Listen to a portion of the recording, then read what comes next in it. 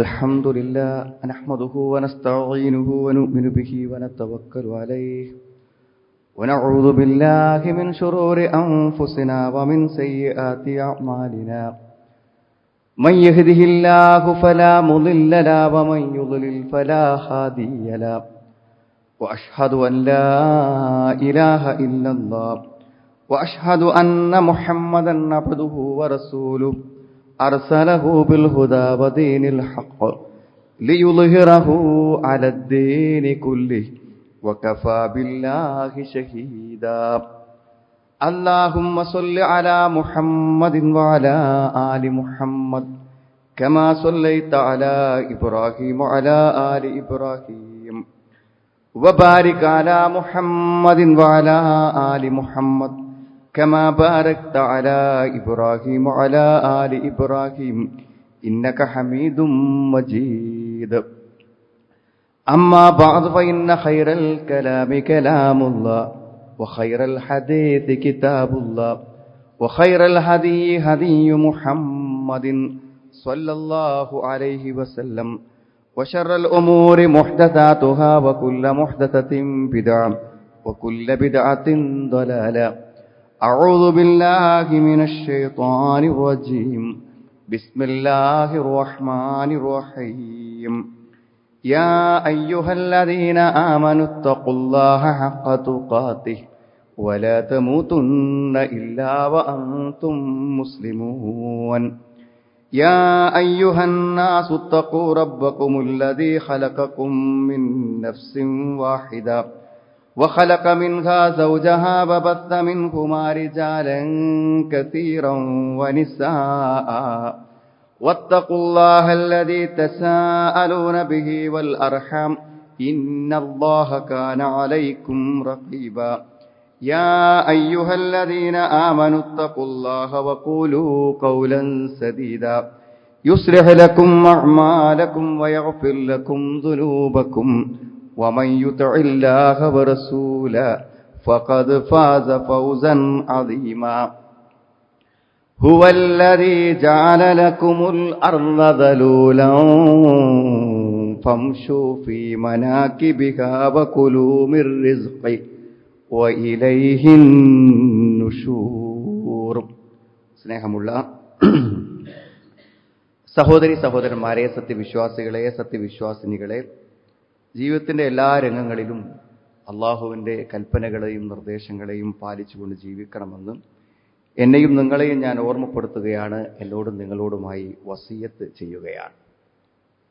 നമ്മളെല്ലാവരും എല്ലാ സന്ദർഭങ്ങളിലും ഓർമ്മപ്പെടുത്തപ്പെടാറുള്ളത് പോലെ തന്നെ നമ്മുടെ ഈ ലോക ജീവിതം വളരെ സമയം കുറഞ്ഞ ഒന്നാണ്. പരലോകത്തെ അപേക്ഷിച്ച് വളരെ സമയം കുറഞ്ഞ ഒരു കാലഘട്ടമാണ് ജീവിതത്തിൻ്റെയും മരണത്തിൻ്റെയും ഇടയ്ക്ക് എനിക്കും നിങ്ങൾക്കും കഴിച്ചു കൂട്ടുവാനുള്ളത്.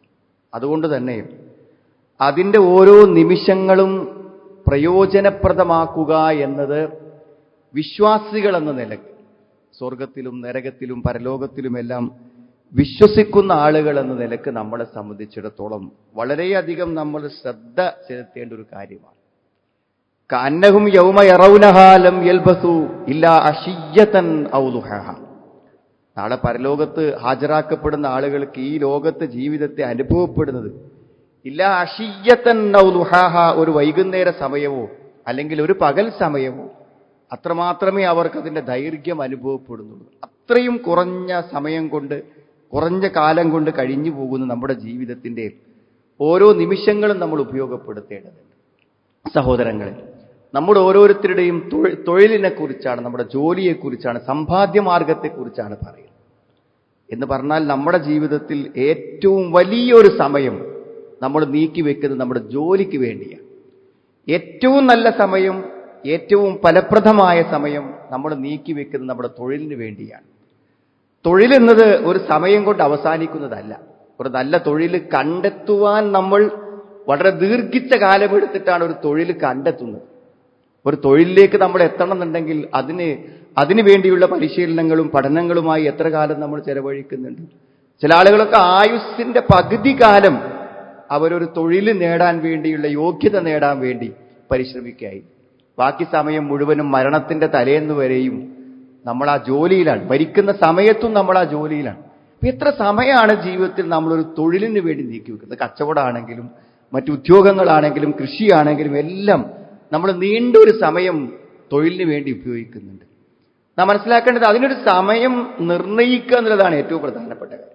ഞാൻ എത്ര സമയം തൊഴിൽ ചെയ്യും, എനിക്ക് സമ്പാദിക്കാൻ എത്ര സമയം വേണം എന്ന് നമ്മൾ നിശ്ചയിക്കണം. പൊതുവേ ജീവിതത്തിൽ ഏറ്റവും അധികം പ്രയോറിറ്റി, മുൻഗണന കൽപ്പിക്കുന്നത് തൊഴിലിനായതുകൊണ്ട് എത്ര സമയമാവാന്നാണ്. രാത്രിയും പകലും യാതൊരു സമയവും ഒഴിയാതെ ജോലി ചെയ്യുന്ന ആളുകളുണ്ട്. അതൊരു വിരോധിക്കപ്പെട്ട കാര്യമായിട്ടല്ല. പക്ഷെ എന്തായിരുന്നാലും മറ്റ് കാര്യങ്ങളിൽ നിന്ന് സമയം എടുക്കാതെ ഒരാൾക്ക് ഇങ്ങനെ മുഴുവൻ സമയവും ജോലിക്ക് കൊടുക്കാൻ പറ്റുക. അപ്പൊ എന്തായാലും അയാളുടെ കുടുംബത്തിന് പരാതി ഉണ്ടാവും, മക്കൾക്ക് പരാതി ഉണ്ടാവും, ഭാര്യയ്ക്ക് പരാതി ഉണ്ടാവും. നിങ്ങൾ ഞങ്ങളെ നോക്കുന്നില്ല, ഞങ്ങളെ ശ്രദ്ധിക്കുന്നില്ല, ഞങ്ങൾക്ക് സമയം തരുന്നില്ല എന്നാണ്. പിന്നെയും അവർ പരമാവധി സഹകരിക്കുന്നത് എന്തുകൊണ്ടാന്ന് വെച്ചാൽ അവർക്ക് വേണ്ടിയാണല്ലോ അധ്വാനിക്കുന്നതെന്ന് വിചാരിച്ചിട്ടാണ് തൽക്കാലം ഈ വിശ്രമമില്ലാത്ത ജോലിക്ക് പലപ്പോഴും അനുവാദം തരുന്നത്. മറ്റൊരു കാര്യം നമ്മുടെ ആരോഗ്യമാണ്. ഒരുപക്ഷെ നല്ലൊരു യുവത്വത്തിന്റെ തിളപ്പിൽ നമ്മൾ അറിഞ്ഞു പോവില്ല. മുഴുവൻ സമയവും അധ്വാനിച്ച് ക്ഷീണിച്ച് കഷ്ടപ്പെടുമ്പോൾ ഇത് നമ്മുടെ ഭാവിയെ എങ്ങനെ ബാധിക്കുമെന്നോ അല്ലെങ്കിൽ ആരോഗ്യത്തെ എങ്ങനെ ബാധിക്കുന്നു എന്നോ ഒരുപക്ഷെ ആ സമ്പാദ്യത്തിന്റെ തിരക്കിലും ഹരത്തിലും ഒരുപക്ഷെ നമ്മൾ അറിയാതെ പോകുന്നുണ്ടായിരിക്കും. പക്ഷെ എങ്കിലും സമയപരിമിതികളില്ലാത്ത ജോലി എന്തായാലും നമ്മുടെ ആരോഗ്യത്തെ ബാധിക്കും. മറ്റൊന്ന് ആരാധനകളാണ്. ആരാധനകൾ എന്ന് പറഞ്ഞാൽ നമ്മുടെ നമസ്കാരം, നമ്മുടെ ആരാധനകൾ ഇതൊന്നും ചിട്ടയോടുകൂടെ നിർവഹിക്കുവാൻ ഒരുപക്ഷെ ഈ സമയ കൃത്യതയില്ലാത്ത ജോലി കൊണ്ട് ചിലപ്പോൾ പറ്റാതെ വരും. അപ്പൊ നമ്മുടെ 40 കൊല്ലം 50 കൊല്ലം ജോലി ചെയ്യുമ്പോൾ ഒരു ഒറ്റ ജമാഅത്ത് നമസ്കാരം പോലും ചിലപ്പോൾ ശരിയായി നിർവഹിച്ചിട്ടുണ്ടായിരിക്കില്ല. രാത്രി വൈകി വന്ന് ഉറങ്ങുന്നു, സുബഹി പോലും നിസ്കരിക്കാൻ സമയം വൈകി പോകുന്നു, സമയത്ത് നിർവഹിക്കാതെ പോകുന്നു. അതുകൊണ്ടൊരു നിശ്ചിതമായ സമയം, എന്റെ ജോലിക്ക് എന്റെ ജീവിതത്തെ അനുസരിച്ചുകൊണ്ട് ഒരു നിശ്ചിത സമയം നമ്മൾ നിശ്ചയിക്കാതിരിക്കുന്നു എന്നത് യഥാർത്ഥത്തിൽ നമ്മുടെ പരലോകത്തെ ബാധിക്കുന്ന ഒരു കാര്യമാണ്.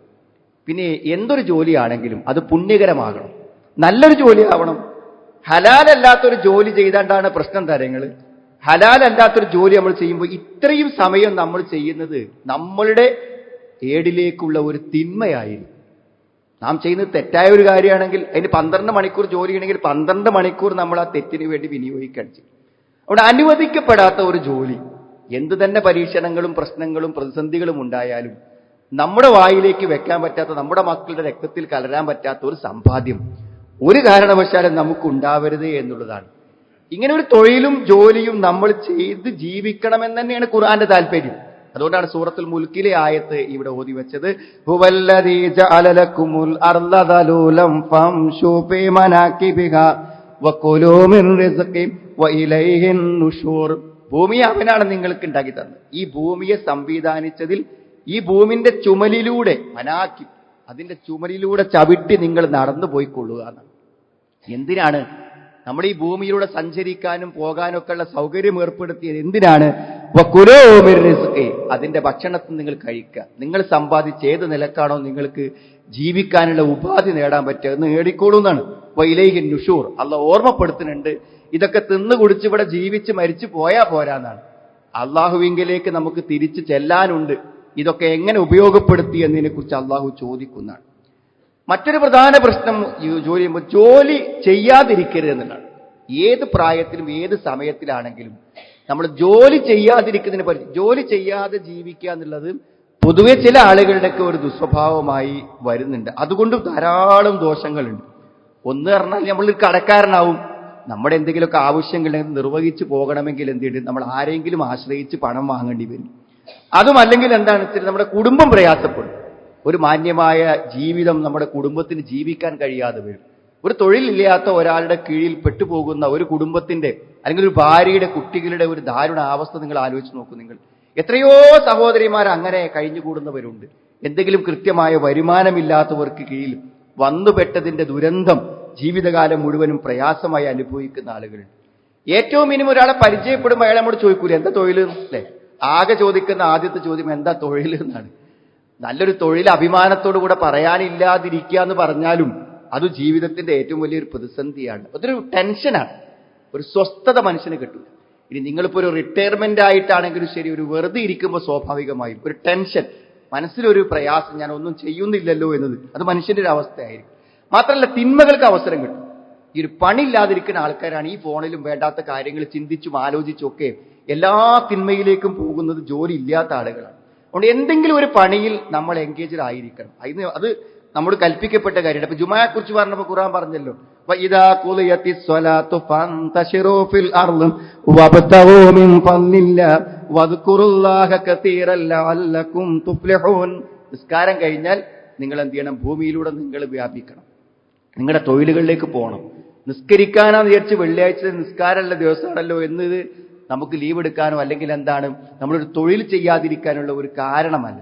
മറിച്ച് നമ്മൾ ആ സമയത്ത് കൃത്യമായി വരിക, ആ സമയം കഴിഞ്ഞാൽ ഉടനെ തന്നെ നമ്മുടെ തൊഴിലുകളിലേക്ക് പോവുക എന്ന് ഖുർആൻ പറയുന്നത് നമ്മൾ നമ്മുടെ ഉപജീവനത്തെ പ്രോത്സാഹിപ്പിക്കാൻ വേണ്ടി. മാത്രമല്ല, കൃഷി ഏറ്റവും നല്ലൊരു വരുമാന മാർഗമാണ്. ജീവിതത്തിൽ എന്തൊക്കെ തൊഴിലുണ്ടെങ്കിലും എന്തെങ്കിലും ഒന്ന് നമ്മൾ ഉൽപ്പാദിപ്പിച്ച് നമ്മൾ ഭക്ഷിക്കുക എന്നുള്ളത് ഒരു ഏറ്റവും വലിയൊരു പുണ്യകാര്യമാണ്. നമ്മൾ ഉൽപ്പാദിപ്പിച്ച് നമ്മൾ തിന്നുക എന്നുള്ളത്, നമ്മുടെ കൈകൊണ്ടുണ്ടാക്കിയ ഒരു ഭക്ഷണം നമ്മൾ കഴിക്കുക എന്നുള്ളത് ഏറ്റവും പുണ്യകരമായിട്ടുള്ളൊരു കാര്യമാണ്. പ്രത്യേകം പ്രോത്സാഹിപ്പിച്ചു എന്നാണ്. ഭൂമിയെ അവൻ നിങ്ങൾക്ക് ഉണ്ടാക്കി തന്നു, അതിൽ നിങ്ങൾക്ക് അധിവസിക്കുവാനുള്ള സൗകര്യങ്ങളെയും അള്ളാഹു ഏർപ്പെടുത്തി തന്നു എന്ന് പ്രത്യേകം പറയുന്നുണ്ട്. അതുകൊണ്ട് ഒരു ഹലാലായ വരുമാന മാർഗം നമുക്കുണ്ടാവുക, നമ്മുടെ മക്കൾ വളർന്നു വരുമ്പോഴും അവർ ഒരു ഹലാലായ വരുമാന മാർഗത്തിലേക്ക് എത്തണം എന്ന നിലക്ക് നമ്മൾ അവരെ വളർത്തിക്കൊണ്ടുവരുന്നതും അതിനനുസരിച്ചുള്ള കോഴ്സുകളും സൗകര്യങ്ങളൊക്കെ അവർക്ക് ഏർപ്പെടുത്തി കൊടുക്കുന്നതും അവരുടെ ജീവിതത്തോട് നമ്മൾ ചെയ്യുന്ന ഏറ്റവും വലിയൊരു കാരുണ്യവും അവർക്ക് ചെയ്തു കൊടുക്കാവുന്ന ഏറ്റവും വലിയൊരു കാര്യവുമാണ്. അതുകൊണ്ട് ഹലാലാണോ അല്ലേ എന്ന ആത്മപരിശോധന ആദ്യം നടത്തുന്നത്. ഹലാൽ അല്ലെങ്കിൽ മറ്റൊരു ദോഷം എന്താ വെച്ചാൽ, നമ്മൾ ഈ തിന്നുന്നത് ഹലാൽ അല്ലെങ്കിൽ അള്ളാഹു നമ്മുടെ പ്രാർത്ഥന സ്വീകരിക്കില്ല. ചില സഹോദരിമാർ സംശയം ചോദിക്കാറുണ്ട്, എന്റെ ഭർത്താവിന്റെ വരുമാനം ശരിയല്ല, അയാളെ കീഴിൽ ഞാനൊരു ഭാര്യയായി തുടരുന്നത് പറ്റുമോ എന്നൊക്കെ സഹോദരിമാർ സംശയം ചോദിക്കലുണ്ട്. എന്ന് പറഞ്ഞാൽ, നമ്മൾ ഹലാലല്ലാത്തത് കൊണ്ടുവരുമ്പോൾ നമുക്ക് മാത്രമല്ല പ്രശ്നം, ഇത് ഭക്ഷിക്കുന്നവരെ സംബന്ധിച്ചിടത്തോളവും എന്താണ് പ്രശ്നമാണ്. അതുകൊണ്ട് ഒരു കാരണവശാലും നമ്മുടെ ആ കാര്യത്തിൽ എന്തെങ്കിലും ഹറാമ് വന്നു പോണത് നമ്മൾ ആലോചിക്കണം. എല്ലാ തൊഴിലും, ഇപ്പൊ നമുക്ക് എല്ലാവർക്കും ഒരു തൊഴിലുണ്ട്, ആ എല്ലാ തൊഴിലിലും ഏറ്റവും പ്രധാനമായ ഒരു കാര്യമാണ് വിശ്വസ്തത എന്നുള്ളത്. നമ്മൾ നമ്മുടെ തൊഴിൽ വിശ്വസ്തതയോടുകൂടെ ചെയ്യണം. ഓർമ്മ ഉണ്ടായിരിക്കും, മൂസാ നബി അലൈഹിസ്സലാം വെള്ളം കോരി കൊടുത്ത 2 പെൺകുട്ടികൾ വാപ്പനോട് പോയിട്ട് ശുപാർശ ചെയ്യുന്നുണ്ട്. മൂസാ നബി അലൈഹിസ്സലാമിനെ അവിടെ കൂലിക്ക് നിർത്താൻ വേണ്ടിയിട്ട് ശുപാർശ ചെയ്യുന്നുണ്ട്. ആ ശുപാർശയിൽ അവർ പറയുന്നൊരു വാക്കുണ്ട്, കാലത്ത് യഹ്ദാഹുമായ അബതിസ്തഅ്ജിറുഹു ഇന്ന ഖൈറ മനിസ്തഅ്ജർതൽ ഖവിയുൽ അമീൻ. വാപ്പ, ഇയാളെ നിങ്ങൾ ഇവിടെ ജോലിക്ക് നിർത്തിക്കോളൂ. എന്താണ് ജോലിക്ക് നിർത്താനുള്ള 2 യോഗ്യത? ഒന്ന് കവിയാണ്, അതുമാണല്ലോ. നമ്മൾക്ക് യോഗ്യത ഇല്ലാത്ത ജോലി നമ്മൾ ചെയ്യരുത്, നമുക്കറിയാത്ത പണി നമ്മൾ ചെയ്യരുത്. അത് നമ്മൾ ആ തൊഴിലിനോട് ചെയ്യുന്ന ഏറ്റവും വലിയ ലംഘനം. നമ്മൾ അതിന് പ്രാപ്തനായിരിക്കണം. പ്രാപ്തനല്ലാത്ത ഒരു കാര്യം നമ്മൾ ചെയ്യുമ്പോൾ അതുകൊണ്ട് അത് അനുഭവിക്കുന്ന ആളുകൾക്ക് പല പ്രശ്നങ്ങളുണ്ടാവും. അറിയാത്ത പണി ചെയ്യാൻ പാടില്ല. അപ്പോൾ ഒരു അറിവൊരു ജോലിക്ക് ആവശ്യമാണ്. പിന്നെന്താണ്? അമീൻ, വിശ്വസ്തൻ. വിശ്വസ്തൻ എന്നത് വളരെ വിശാലമായ അർത്ഥമുള്ളൊരു കാര്യമാണ്. നോക്ക് നിങ്ങൾ, ഏറ്റവും നല്ലൊരു സേവനാണല്ലോ വിശ്വഗ്രൻ, ഡോക്ടർ എന്നുള്ളത് ഏറ്റവും നല്ലൊരു സേവനമാണ്. കച്ചവടം ഏറ്റവും നല്ലൊരു തൊഴിലായതുപോലെ തന്നെ. എന്താണ് അതിന്റെ കാര്യം? നമ്മൾ മറ്റുള്ളവരുടെ വേദനകളെയാണ് സ്പർശിക്കുന്നത്. നമ്മളിപ്പോൾ അതിന് എത്ര തന്നെ പണം വാങ്ങിയാലും എത്ര നന്ദി ഉണ്ടാകും ഒരു പേഷ്യന്റിന്. നമ്മൾ പണം വാങ്ങി, അയാൾക്കറിയാം ഞാൻ പണം കൊടുത്തിട്ടാണ് ചികിത്സിച്ചതെന്നൊക്കെ അറിയുമെങ്കിലും ആ രോഗം മാറിക്കിട്ടിയതിൻ്റെ ഒരു വലിയ നന്ദിയും കടപ്പാടും അയാളെ പ്രകടിപ്പിക്കും. പഴയ കാലഘട്ടങ്ങളിലൊക്കെ, ആദ്യ കാലഘട്ടങ്ങളിൽ ഒരു 10-50 വർഷങ്ങൾക്ക് മുമ്പൊക്കെ ഒരു ഡോക്ടർ എന്ന് പറഞ്ഞാൽ ഒരു ഗ്രാമത്തിന്റെ, ഒരു നാടിന്റെ അത്ഭുതമായിരുന്നു. എല്ലാ നിലക്കുമുള്ള ആശ്രയമായിരുന്നു എന്നുള്ളതാണ്. അവിടെ ഒരു പണം ഒരു പ്രശ്നമായിരുന്നില്ല. ഏറ്റവും പ്രധാനപ്പെട്ട ഒരു കാര്യം. പക്ഷെ നിങ്ങൾ ആലോചിച്ചൊക്കെ, നിങ്ങൾ ഒരു ഡോക്ടർക്ക് എന്താ വരുന്നത്? എന്റെ ആരോഗ്യത്തെ പരിരക്ഷിക്കുക എന്നാണ് വരുന്ന ആളെ ലക്ഷ്യം. അപ്പൊ ആ വരുന്ന രോഗിയോട് അയാളുടെ ആരോഗ്യത്തിൽ അയാൾ വിശ്വസിച്ച വ്യക്തിയിൽ നിന്ന് ആ വിശ്വാസത്തിനെതിരെ എന്ത് പ്രവൃത്തി ഉണ്ടായാലും അതിന് നമ്മൾ സമാധാനം പറയേണ്ടി, യാതൊരു സംശയം. അയാളുടെ 100% എന്റെ ശരീരത്തിന് ഇയാൾ ദോഷം ചെയ്യൂല എന്ന ഉറപ്പിന്റെയും യോഗ്യതയും പരിഗണിച്ചവർ. അപ്പൊ അയാൾക്ക് ആവശ്യമില്ലാത്തൊരു മരുന്ന് എഴുതി അയാൾ ആവശ്യമില്ലാത്തൊരു ചികിത്സക്ക് പ്രേരിപ്പിക്കുകയോ ഒക്കെ ചെയ്യുമ്പോൾ തന്നെ അത് ആ വിശ്വാസ്യത കേൾക്കുന്ന ഏറ്റവും വലിയ പരിക്കാണ്. ഒരിക്കലും ചെയ്യാൻ പറ്റാത്ത കാര്യമാണ്. വിശ്വാസ്യത എന്നുള്ളത് ഏതൊരു പ്രവർത്തനത്തിലും ഏറ്റവും പ്രധാനപ്പെട്ട. മനഃപൂർവ്വം ദോഷം ചെയ്യാം, മനഃപൂർവ്വം ആവശ്യമില്ലാത്തൊരു മരുന്ന് എഴുതി കൊടുത്താൽ എന്ത് ചെയ്യും? അത് അയാളെ ബോധപൂർവം ദ്രോഹിക്കലാണ്. അതൊരിക്കലും വിശ്വസ്തമായ, അതാണ് തൊഴിലുള്ള വിശ്വാസ്യത എന്ന് പറഞ്ഞു. അതേപോലെ തന്നെ നമ്മളെ പരിചയമുള്ള ഒരാൾ ഒരു കാര്യത്തിന് വേണ്ടി നമ്മളെ തേടി വരുന്നത് നമ്മുടെ വീട്ടിലെ പരിചയം കൊണ്ടോ സുഹൃബന്ധം കൊണ്ടോ കുടുംബ ബന്ധം കൊണ്ടൊക്കെ അപ്പൊ അയാളെ നമ്മൾ വിശ്വസിച്ചു എന്ന് നമുക്ക് ഉറപ്പായി. അപ്പൊ എന്നിട്ടാണ് നമ്മളെ പറ്റിക്കാൻ. ഇത് നമ്മളെടുത്ത് വന്നാൽ അയാൾക്ക് നല്ലൊരു സേവനം കിട്ടും. കാരണം എന്റെ പരിചയക്കാരനല്ലേ, എന്റെ ബന്ധുവല്ലേ, എന്റെ കുടുംബമല്ലേ, എന്റെ ബ്രദറല്ലേ അപ്പൊ നമുക്ക് ഉറപ്പായി ഞാൻ എന്ത് ചെയ്താലും ഇയാൾക്ക് കുഴപ്പമുണ്ടാവില്ല. ആ ബന്ധം ഉപയോഗിച്ച് അയാളെ എന്ത് ചെയ്യാനും വിശ്വാസക്കുറവ് കാണിക്കും. അതുപോലെ മായം കലർത്തും. അറിഞ്ഞുകൊണ്ട് നമ്മൾ എന്ത് വസ്തുവിൽ മായം കലർത്തിയാലും അത് ഉപയോഗിക്കുന്നുള്ള ദ്രോഹം. അതിലുപരി എന്താണെന്ന് ചോദിച്ചാൽ നമ്മൾ അയാൾക്ക് ആ അളവനുസരിച്ച് കൊടുക്കണില്ലല്ലോ. നമ്മൾ അയാളിൽ നിന്ന് വാങ്ങുന്ന പണം അനുസരിച്ച് കൊടുക്കണില്ല.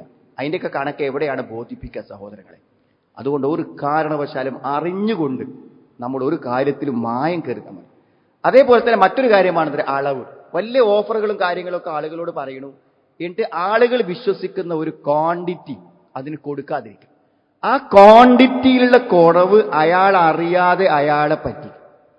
ആ വസ്തുവിന് പറയുന്ന അളവ് എത്രയാണോ ആ കൃത്യമായ അളവുകൾ ഇല്ലാതിരിക്കാം.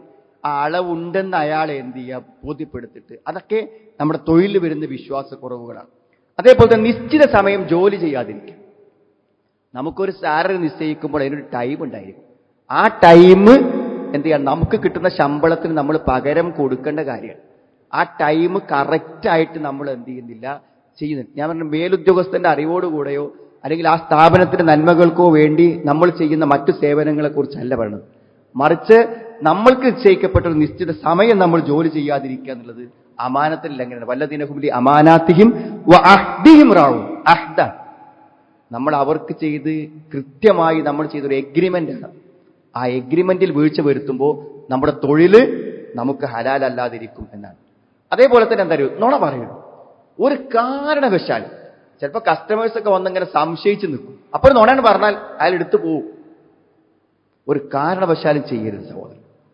നമ്മൾ ആ പ്രൊഡക്റ്റിനെ കുറിച്ച് പറയുന്നതിൽ കളവുണ്ടാവരുത്. നമുക്ക് എന്തു പറയാം, നുണ പറഞ്ഞിട്ട് നമ്മളത് എടുപ്പിക്കാൻ പറ്റും. നുണ പറഞ്ഞെടുപ്പിക്കുമ്പോൾ എന്താ, സലാസത്തുൻ ലാ യുകല്ലിമുഹുല്ലാഹു വലാ യൻദുറു ഇലൈഹിം യൗമൽ ഖിയാമ. അള്ളാഹു സംസാരിക്കാത്ത, അള്ളാഹു നോക്കാത്ത, വലാ യുസക്കിയും അള്ളാഹു സംസ്കരിക്കാത്ത മൂന്നാൾക്കാർ. അള്ളാഹ് നോക്കൂല. എത്ര ഗൗരവമുള്ള വാക്കാണ്. വലഹും അദാബുൻ അലീം, അവർക്ക് വേദനാജനകമായ ശിക്ഷയും. കുൽത്തു, അപ്പൊ ഞാൻ ചോദിച്ചു, മൻഹും യാ റസൂൽ അല്ലാഹ്, അള്ളാഹ് റസൂലെ ആരാണ് ഇത്രയും വലിയ ശാപകോപങ്ങൾക്ക് വിധേയരായ വ്യക്തി ആരാണ്?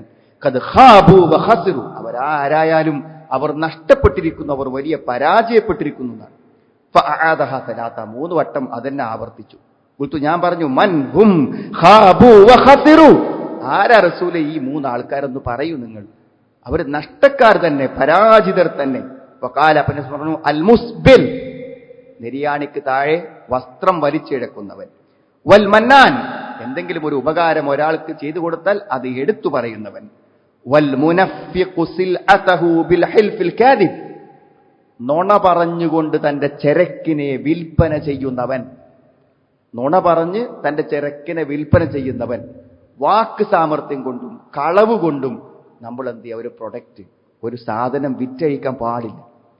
നാം ആലോചിക്കുന്നത് നമ്മുടെ കയ്യിൽ വരുന്നത് പണമാണ്, അത് നമുക്കുള്ള ഭക്ഷണമാണ് എന്ന് നമ്മൾ ഏത് തൊഴിലിന്റെ സന്ദർഭത്തിലും ആവർത്തിച്ച് ചെയ്യണം.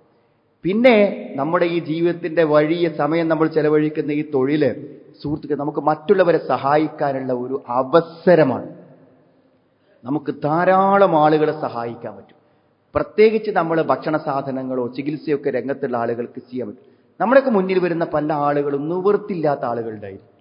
ഞാൻ പറഞ്ഞ അത്തരം നിവൃത്തില്ലാത്ത ഏതെങ്കിലും ഒരാൾക്ക് ഒരു ദിവസമെങ്കിലും ഒരു വാക്ക് കൊണ്ടെങ്കിലും, ഇങ്ങനത്തെ ഇല്ലേ തരണ്ട പിന്നെ തന്നോളൂ എന്ന് പറയാനുള്ളൊരു മനസ്സുണ്ടല്ലോ, ആ മനസ്സുകൊണ്ട് എത്ര പുണ്യം നേടാൻ പറ്റുന്നതാണ്. അലാ കുല്ലി മുസ്ലിമിൻ സ്വതക്ക, എല്ലാ മുസ്ലിമിനും ഇതിന്റെ പേരും സ്വതക്കയുണ്ട്, ധർമ്മം ചെയ്യാൻ പറ്റും. എന്താണത്?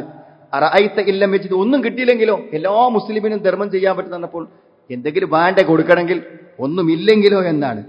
എന്താണ്? കാല യഅ്തമിലു ബി യദൈഹി ഫയൻഫഉ നഫ്സഹു വയതസദ്ദഖ്, എന്തെങ്കിലും ഒരു തൊഴിൽ നമ്മൾ ചെയ്യാം, എന്തെങ്കിലും ഒരു പണി നമുക്ക് കിട്ടും. ആ പണി ചെയ്യുമ്പോൾ ഒരു 10 രൂപ നമുക്ക് കിട്ടൂലേ? ആ 10 രൂപയിൽ നിന്ന് 1% വേറൊരാൾക്ക് കൊടുക്കുക. അങ്ങനെ ആയിരിക്കാൻ പറ്റാത്തത്. എന്തെങ്കിലും ഒന്ന് നേടുക, അതിന് ചെറിയൊരു അംശം കൊടുക്കുക. വലിയ പൈസയും സമ്പത്തും വലിയ ലക്ഷങ്ങളും കോടികളും വന്നിട്ടല്ല സുഹൃത്തുക്കളെ, എന്താണോ അധ്വാനിച്ചുണ്ടാക്കിയത് അതിന് കൊടുക്കുക. അറഅയ്ത ഇല്ലം യസ്തതി, അതിനും അവന് പറ്റില്ലെങ്കിലോ കാല യുഈനു ദൽ ഹാജത്തിൽ മൽഹൂഫ്, പ്രയാസം അനുഭവിക്കുന്ന ആവശ്യക്കാരനെ അയാളെ സഹായിക്കാം. അപ്പോൾ ചോദിച്ചു അതിനും സാധിക്കില്ലെങ്കിലോ എന്നാണ്. അതിനും സാധിക്കൂലെങ്കിൽ എന്തെങ്കിലും ഒരു നല്ല കാര്യം ഒരാൾക്ക് പറഞ്ഞു കൊടുക്ക്. യഅ്മുറു ബിൽ മഅറൂഫ് അബിൽ ഖൈർ, ഒരു നന്മ ഒരാൾക്ക് പറഞ്ഞു കൊടുക്കാം. ഇനി അതിനും പറ്റില്ലെങ്കിലോ, അതിനും പറ്റില്ലെങ്കിൽ യുംസിക് അനിശ്ശർ ഫഇന്നഹാ സദഖ, ഒരാളെ ഉപദ്രവിക്കാതിരിക്കുക. ഒരാൾക്ക് ഒരു ദോഷം ചെയ്യേണ്ട ഗുണം ചെയ്യാൻ പറ്റില്ലെങ്കിൽ അതും എന്താകുന്നു, സ്വതക്കയാകുന്നു എന്ന.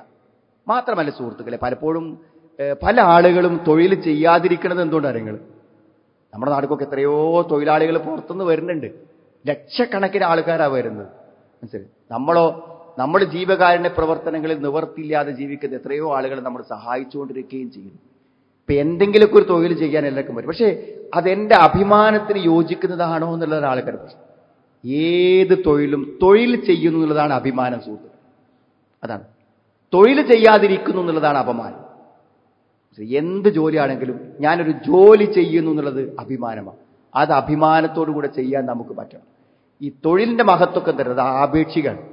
ഈ ചിലപ്പോൾ നമ്മളെ തൊഴിൽ എങ്ങനെ നോക്കിയാലും നമ്മളെ മേലുള്ള ഒരു തൊഴിലിനെ അപേക്ഷിച്ച് നോക്കുമ്പോൾ നമ്മളെ തൊഴിലിന് അതിൻ്റെതായ ഒരു സ്ഥാനക്കുറവുണ്ടാകും. നമ്മൾ പരിഗണിക്കേണ്ട കാര്യമില്ല. നമ്മൾ ഹലാലായ ഒരു പണി ചെയ്യുന്നത് അതിനെന്താ പറയുക, അത് നമ്മൾ ചിന്തിക്കേണ്ടത്. അത് എല്ലാം പ്രവാചകന്മാരെല്ലാം ആട് നോക്കി എന്ന് പറയും. ആടിനെ നോക്കുക പറഞ്ഞാൽ, ഒരു പശുവിനെ നോക്കി നടക്കുക എന്ന് പറയുമ്പോൾ സ്വാഭാവികമായിട്ട് നമ്മളെ മനസ്സിലെന്തായിരിക്കും? അതൊരു അഭിമാനമുള്ള തൊഴിലാണോ? അതൊരു അഭിമാനമുള്ള തൊഴിലാണ്.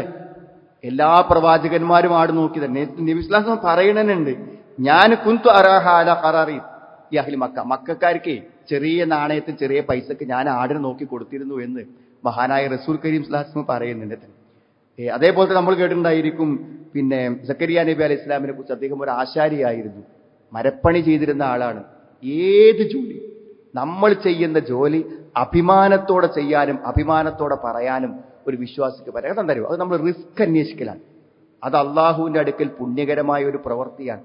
മാത്രമല്ല അതുകൊണ്ട് കിട്ടുന്ന വരുമാനം നമ്മൾ കൊടുക്കുമ്പോൾ സ്വാഭാവികമായും ആ ചെലവഴിക്കുന്ന ഒരു സ്വതക്കയായും അള്ളാഹു നമ്മളിൽ നിന്ന് പരിഗണിക്കുകയും ചെയ്യുന്ന. മാത്രമല്ല നമ്മൾ ആലോചിക്കേണ്ടത്, ഇതെല്ലാം ഈ തൊഴിലുകൾക്കും തിരക്കുകൾക്കും ഇടയിൽ സുഹൃത്തുക്കളെ ഒരു സമയം നിശ്ചയിച്ച് നാം നമ്മുടെ നമസ്കാരവും ദീനീ കാര്യങ്ങളൊക്കെ അതൊക്കെ നമ്മളൊരു മുൻഗണന നൽകുന്ന ഏറ്റവും പ്രധാനം. എന്ത് തിരക്കിന്റെ ഇടയിലും എന്ത് ചെയ്യുക, ആ ജോലിക്ക് തടസ്സം വരാതെ ലുഹറിന്റെ സമയമായാൽ പള്ളിക്ക്, അസറിന്റെ സമയം പോയി അങ്ങാടി പള്ളികളിലൊക്കെ നിങ്ങൾ നിരീക്ഷിച്ചു നോക്കുന്നു. അവിടേക്ക് ഈ വക്തിന് വരുന്ന ആളുകൾ പലപ്പോഴും എന്താ വെച്ചാൽ ഈ ജോലിക്കിടയിൽ വളരെ അവർ ചായക്ക് പോകാനുള്ള സമയം പോലും ചായക്ക് പോണ സമയം ഒഴിവാക്കി നിസ്കരിക്കാൻ പോയിക്കോളാം എന്ന് പറയുന്ന രൂപത്തിൽ ആ കൃത്യത പാലിച്ചുകൊണ്ട് അതിന് പോണ ആളുകളുണ്ട്. അതെന്തുകൊണ്ടാണ് നിങ്ങൾ നമ്മൾ ഈ അധ്വാനിക്കുന്ന കാര്യങ്ങളൊക്കെ ഒരുപക്ഷെ ഇവിടെ ചെലവഴിച്ചു പോകും, അല്ലെങ്കിൽ ഇവിടെ ഇട്ടേച്ചു പോകും. പക്ഷെ വൻ അമില സ്വാലിഹം പരിനഫ്സി, തനിക്ക് വേണ്ടി ഒരു നന്മ ഒരാൾ ചെയ്താൽ വമൻ അസ്സഅ ഫഅലൈക, തന്റെ മേലൊരു തിന്മ ഒരാൾ ചെയ്താലും വമാ റബ്ബുക ബിളല്ലാമിൻ അബീദ്, അല്ലാഹ് അനീതി കാണിക്കും.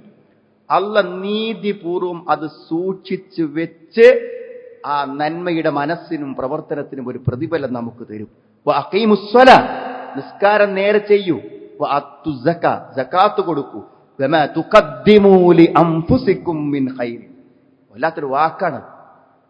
നമുക്ക് വേണ്ടി കരുതി വെക്കുന്നത്, അല്ലെ? നമുക്ക് വേണ്ടി കരുതി വെക്കുന്നത്, അന്നത്തെ വരുമാനം 10 രൂപ നമ്മൾ മാറ്റി വെക്കണ്ടല്ലോ, അത് നമ്മക്ക് വേണ്ടി, നമുക്ക് വേണ്ടി മാറ്റി വെക്കുന്ന ആ രൂപ മിൻ ഖൈരിൻ തജിദുഹു ഇൻദല്ലാഹ്, അല്ലാഹുവിന്റെ അടുക്കൽ കണ്ടെത്തും. ഇന്നല്ലാഹ ബിമാ തഅമലൂന ബസീർ, അല്ലാഹു നിങ്ങൾ പ്രവർത്തിക്കുന്നതിനെ കുറിച്ച് സൂക്ഷ്മമായി അറിയുന്നവനാകും. അതുകൊണ്ട് സുഹൃത്തുക്കളെ, നമ്മുടെ തൊഴിൽ നമുക്ക് പരലോകത്തെ ഏറ്റവും അധികം പ്രതിഫലം നേടാനുള്ള ഒരു മാർഗമാക്കി മാറ്റാൻ ഇത്തരത്തിലുള്ള ചെറിയ ചില ശ്രദ്ധകൾ മാത്രം മതി.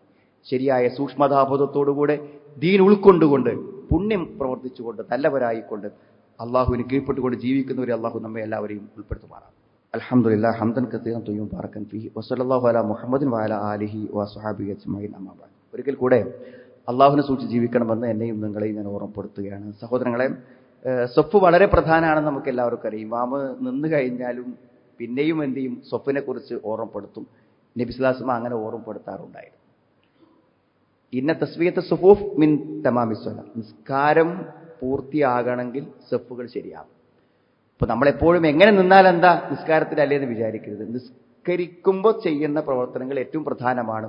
നമ്മൾ സഫായി നിൽക്കുന്നത്, അത് കഴിയുന്നത് നമ്മൾ നിസ്കാരത്തിന് മുമ്പ് തന്നെ വരുമ്പോൾ സഫായിട്ട് എല്ലാം ഒന്നാമത്തെ സഫ് പൂർത്തിയായി, രണ്ടാമത്തെ സഫ് പൂർത്തിയായിട്ട് അങ്ങനെ തന്നെ ഇരിക്കാൻ വേണ്ടി നമ്മൾ ശ്രദ്ധിക്കാം.